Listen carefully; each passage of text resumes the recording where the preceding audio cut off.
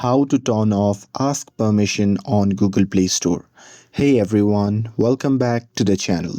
In today's video, I will show you how to turn off Ask Permission on Google Play Store. So now without further ado, let's get started. So here first thing first, open the Play Store app on your phone. And now here once you're inside the app, just tap on the profile icon shown in the top right corner of the screen.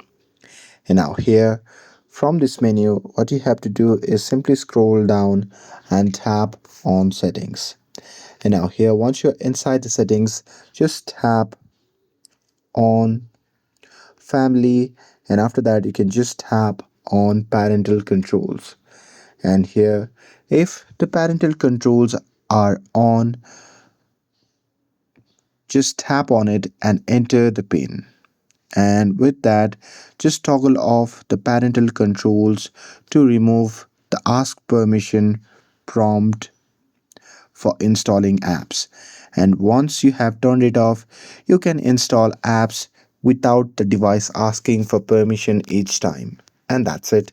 With this, if you found this video helpful, then don't forget to like, share, and subscribe to get updated for more videos.